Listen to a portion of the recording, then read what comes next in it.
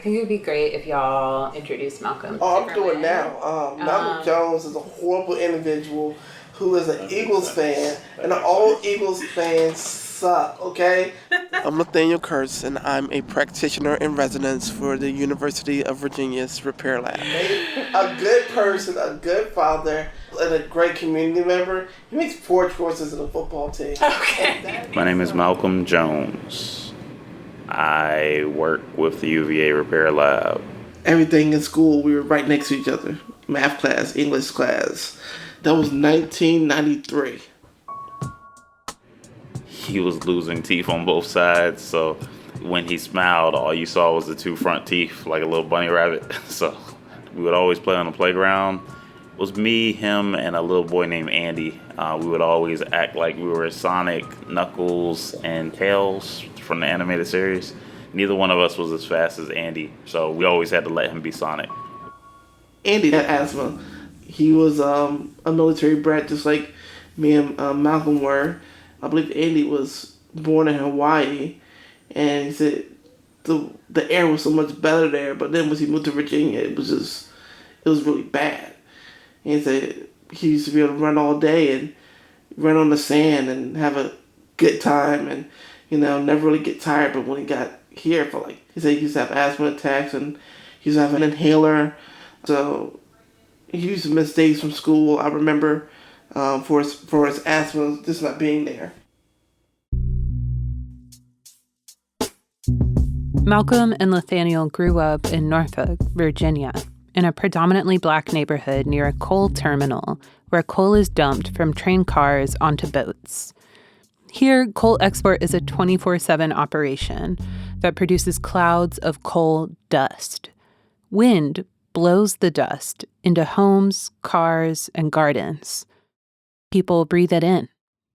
In Virginia in the early 90s, when Malcolm, Lathaniel, and Andy were playing Sonic, Knuckles, and Tails, mortality from asthma for Black people was 200% of that for whites. 2 decades later, Black people were almost 3 times as likely to die from asthma as whites. Now in 2024, the World Health Organization says air pollution is much more lethal than we once thought.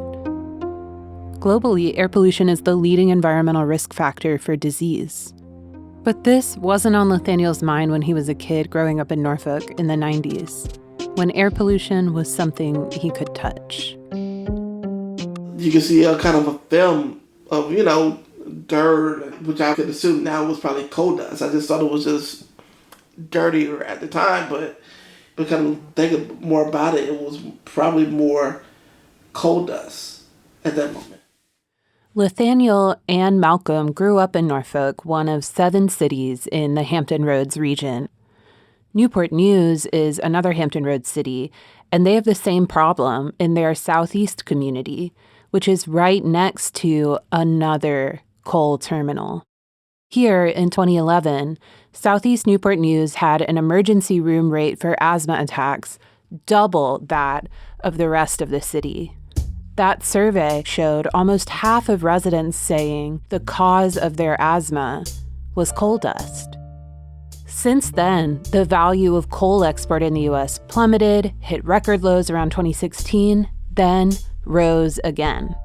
Now it's worth $500 million more than when that asthma study was done back in 2011.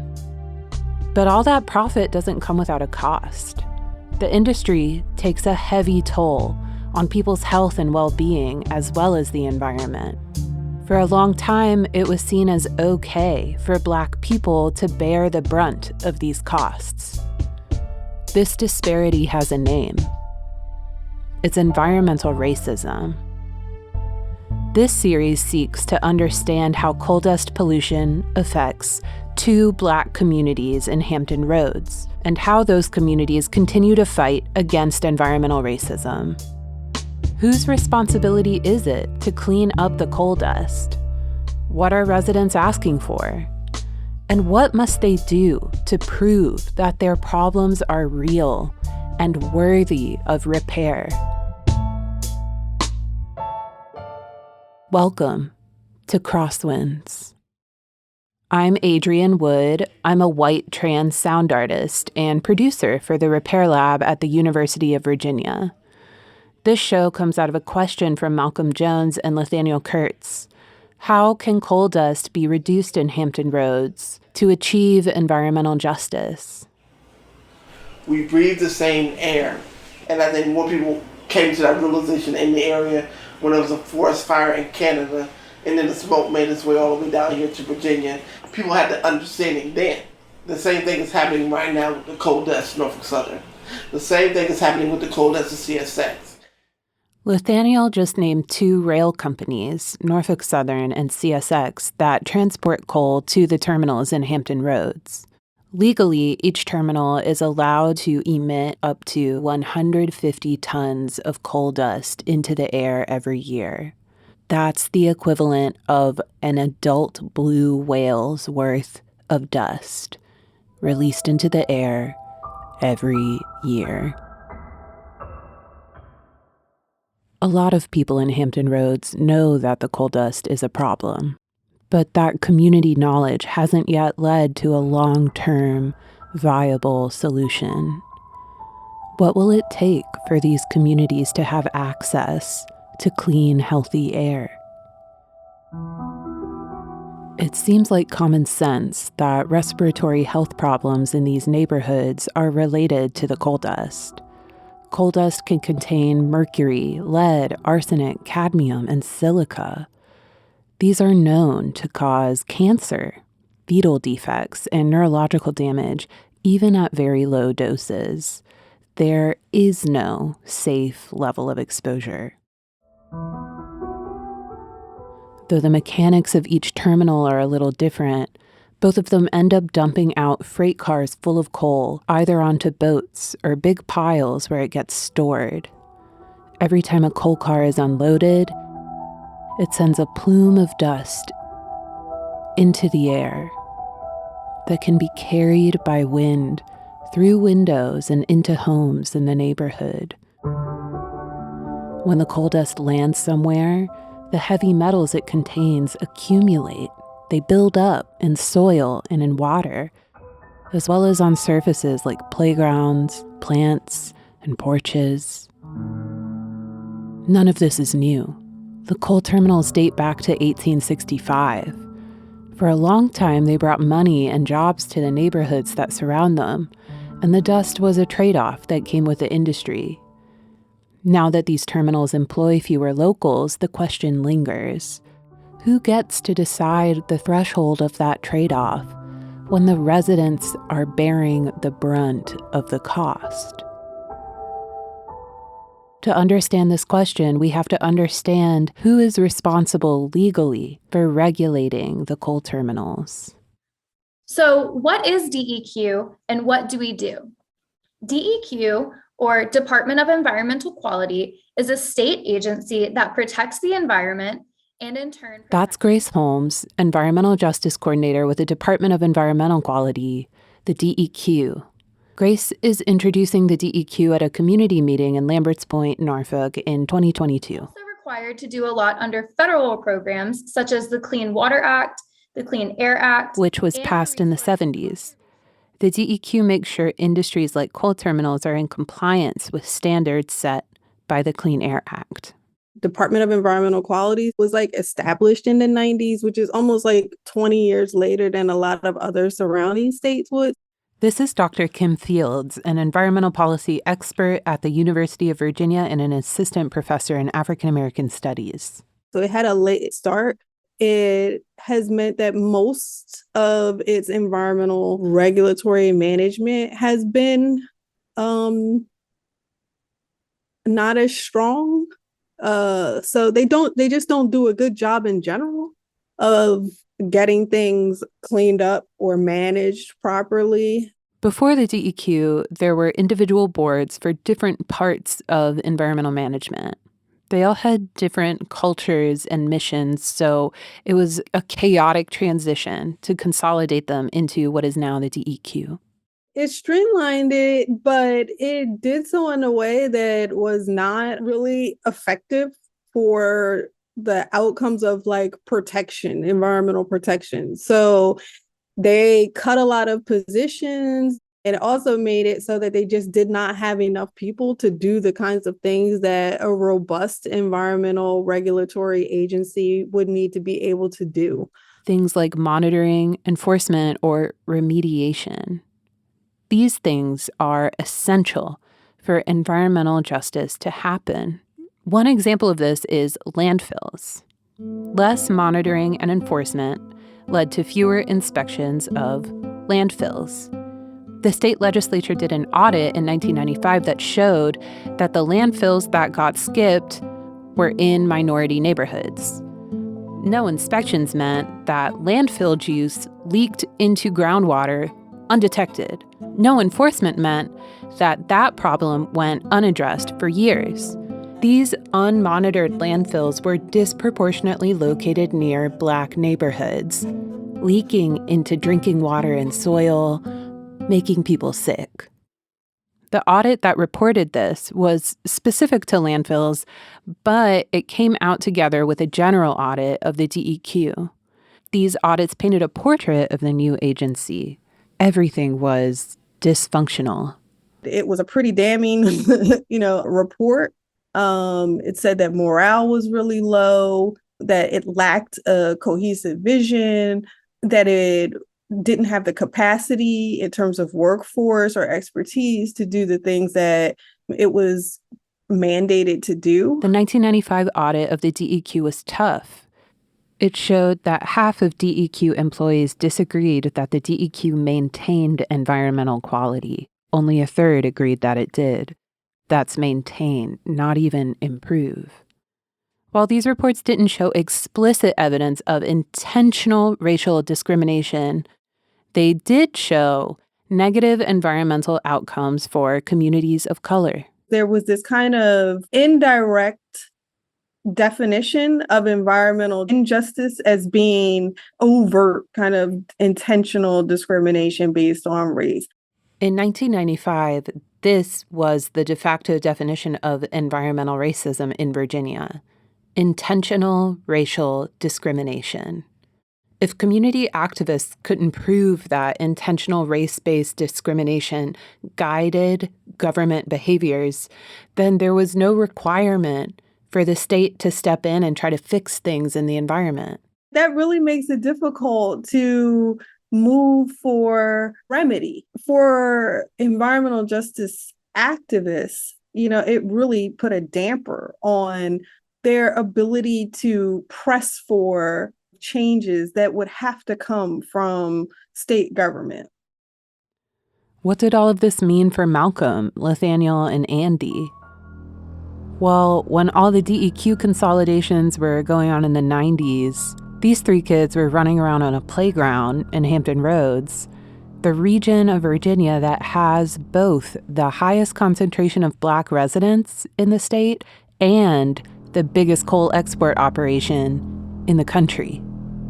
So when coal dust was billowing out of the export terminal in their neighborhood, no one knew how much of it these kids were breathing in.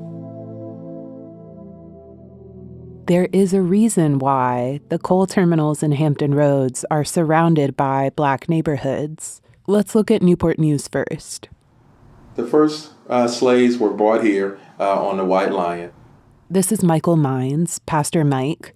He's a musician and a community leader in Newport News with Flow Church and Peninsula Baptist Association.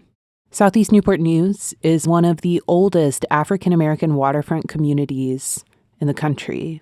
The region has a rich history of freed, enslaved, and self-emancipated Africans and African-Americans whose descendants still thrive in this historic community.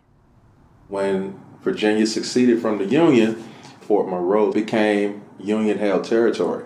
Is that here in Newport News? Yeah. 15 minutes from here. Fort Monroe is where the first slave ship landed at Point Comfort, right next to Newport News.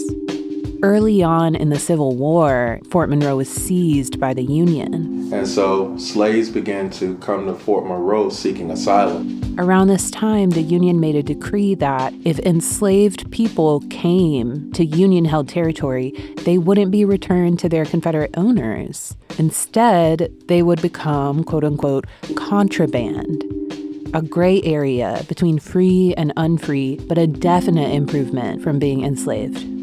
And so when that word got out, slaves all over the country began to run to Union-held territories. So by the time Lincoln signed the Emancipation, they were already running anyway. So it was already going downhill. He just gave it another shove. And that's a piece of lost history. And there are living contraband descendants here. Enslaved people were already self-emancipating before this, especially around Hampton Roads, which had key locations on the Underground Railroad.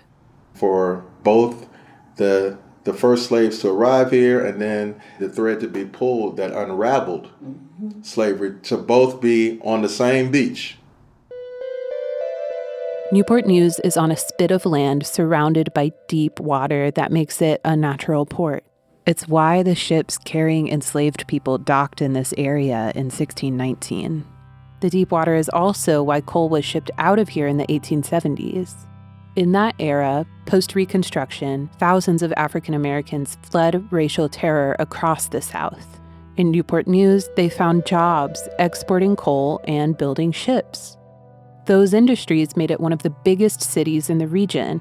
Many African Americans settled in the east end of downtown Newport News, one of the first areas to be established in the growing city.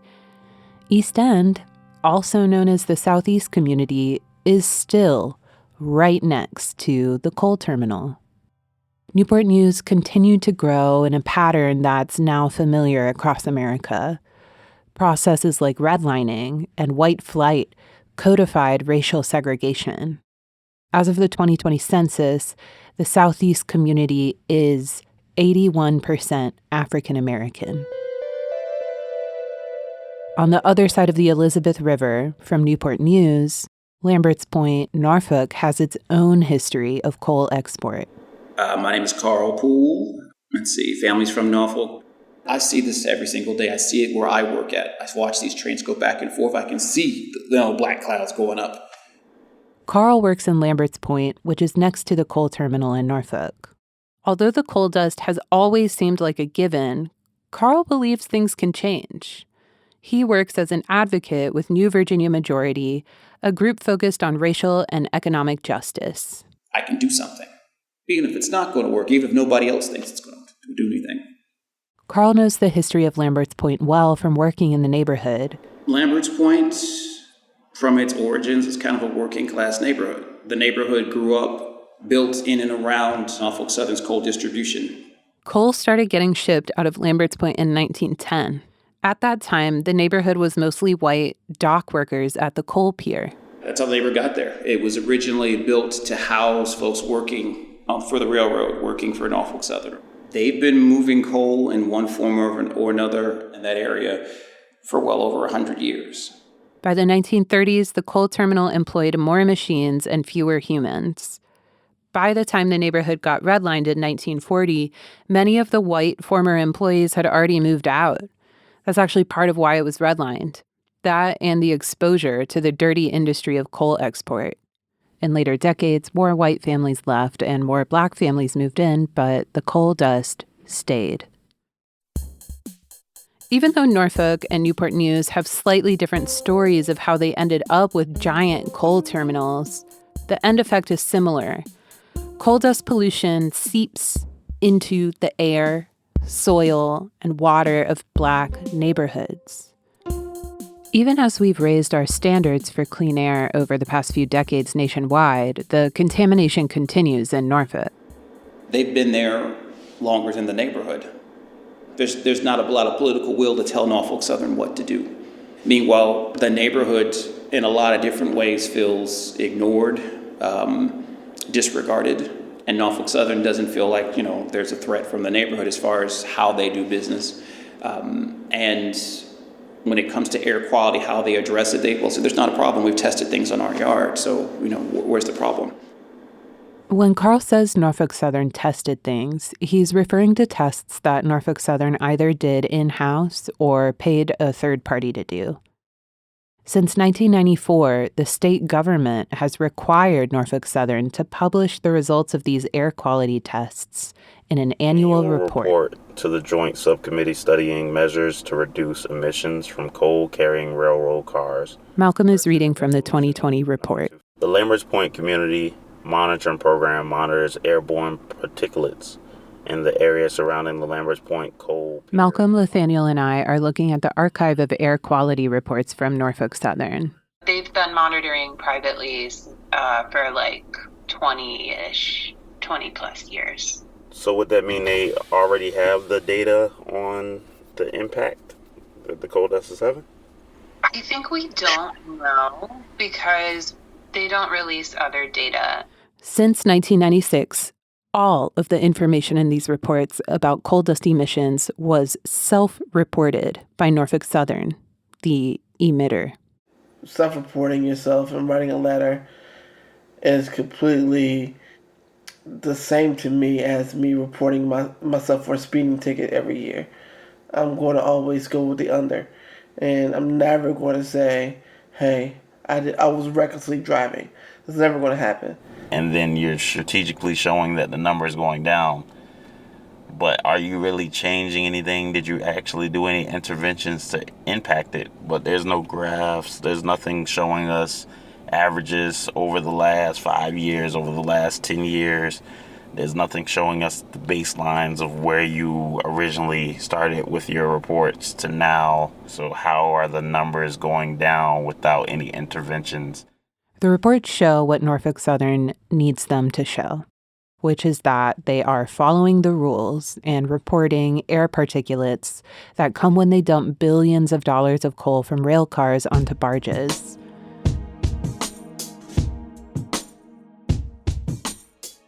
The way that environmental racism is defined in Virginia makes it hard for advocates like Malcolm or Lathaniel or Carl to push the government for help.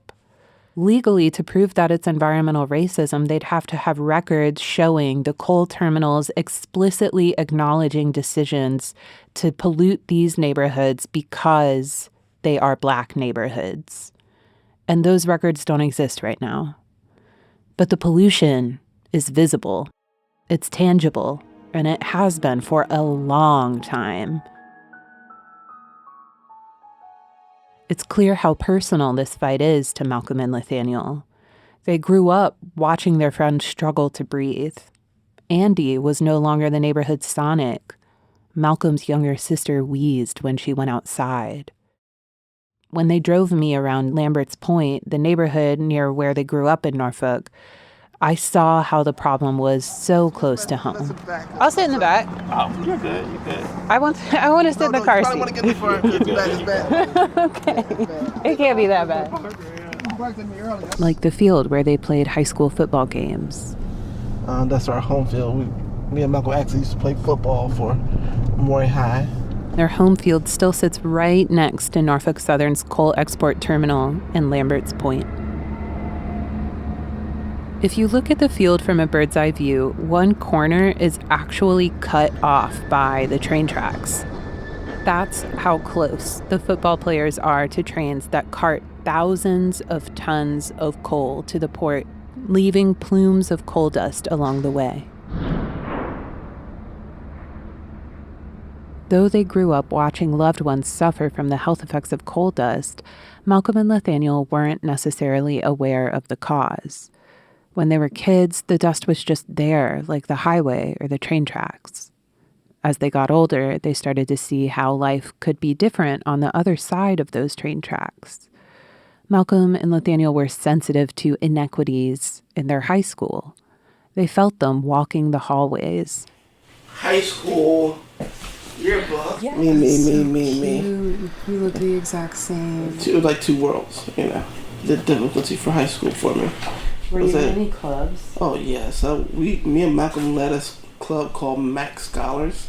Oh, yeah. Instead of Maori, minority, achievement community. And what we did was focus on closing the achievement gap between black and white students. That's Malcolm there. And there I go right there. He's so serious. Yeah, so it's like, we're going to be serious. So he was president, I was vice president. Malcolm and Lathaniel's friendship has a theme. It's justice. The Minority Achievement Committee is a landmark on this path that they've walked side by side since they were children. Back then, it looked like this. White students at Maury High were wealthier. Even though their school was majority black, it felt like white students received more personalized support from faculty and guidance counselors. On paper, this meant that white students graduated and went to college at higher rates than black students. Malcolm and Lathaniel saw how these daily inequities snowballed into measurable inequality. But they didn't just accept it. They knew that they could change the outcomes. Students in the Minority Achievement Committee worked as a team to boost each other towards academic success. They advised each other on what classes to take and encouraged each other to apply to college. Their efforts paid off when more black students in Malcolm and Lathaniel's class graduated and went to college than had in the past. This bumped the high school into national rankings. This success was the beginning of Malcolm and Lathaniel's lifelong commitment to social justice. The racial disparities in their school were deeply rooted, but their work with each other and their community changed the outcomes. As adults facing environmental racism, their attitude is still intrepid. Even though environmental racism can feel so entrenched through complicated regulations and confusing state agencies with mismatched priorities, these two are willing to take things one step at a time to move towards their goal of healthy lives for the people in their community. Malcolm and Lathaniel started looking at the coal dust problem because it spoke to them as a problem that affects everything else. A kind of baseline that they wanted to raise to improve outcomes in other areas like physical and mental health. The same thing that was going on in Norfolk was going on in my own backyard in Newport News. And so at that point, I was like, hey, I have to be more involved. And I can't do it all by myself because I'm one man, and the one person I could think about that could help me and assist me was you, Malcolm. I don't think I would trust anyone else with this project. Knowing him, I know his values, I know his ethics, I know his standards.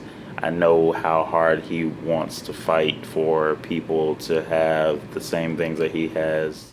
Part of the mission is to bring awareness to the issue that's going on in our community and to come up with some type of proposal for legislation and public policy. And that's why we're here. As practitioners and residents at the Repair Lab, Malcolm and Lathaniel are bringing attention to the coal dust problem and attempting to intervene.